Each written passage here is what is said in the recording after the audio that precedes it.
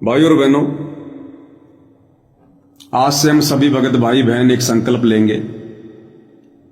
क्योंकि जैसे जैसे परमपिता परमेश्वर आप और हम सबकी बुद्धि ऑन करते जा रहे हैं, आप और हमने उसी हिसाब से अध्यात्म पर आगे की ओर बढ़ना है। क्योंकि हम साध संगति से जुड़े सत्सेवक भाई बहनों को इस बात का इल्म है, ज्ञान है कि धरती पर हमारे पूज्य गुरुदेव भगवान के रूप में साक्षात कबीर भगवान प्रकट हैं, सशरीर प्रकट हैं।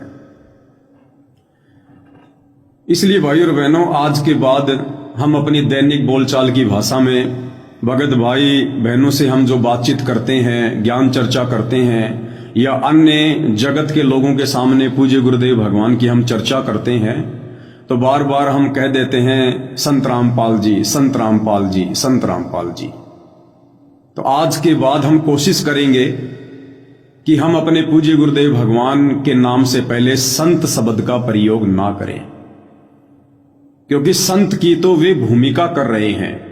असल में वे परमेश्वर हैं, साहिब हैं, परमात्मा है, परम अक्षर ब्रह्म है, कबीर देव है।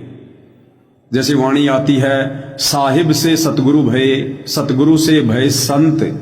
धर धर वेख विशाल अंग, ये खेल है आदि और अंत। क्योंकि संत यहां पर ज्ञान देते हैं, काल भी यहां पर अपने संत भेजता है, तो परमेश्वर भी उसी विधि से एक संत का चोला धारण करते हैं, अपने नाम से पहले संत शब्द लगवाते हैं। जबकि ये जो संत शब्द है, संत कहते हैं भगत को, साधु को, साधक को, योगी को, यानी जो परमेश्वर जी की भक्ति करते हैं उनको संत कहा जाता है, उन्हें साधु कहा जाता है, भगत कहा जाता है, योगी कहा जाता है। तो हम कोशिश करेंगे, क्योंकि पुरानी आदत है, धीरे धीरे छूटेगी, लेकिन हम कोशिश करें कि आज के बाद हम पूज्य गुरुदेव भगवान के नाम से पहले संत शब्द का प्रयोग नहीं करेंगे।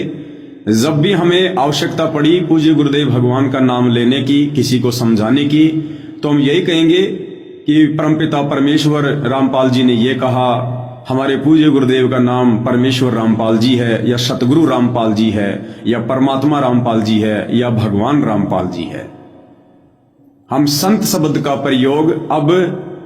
अगर गलती से निकल गया तो निकल गया, अन्यथा अपनी तरफ से हम भाई बहन अब आगे से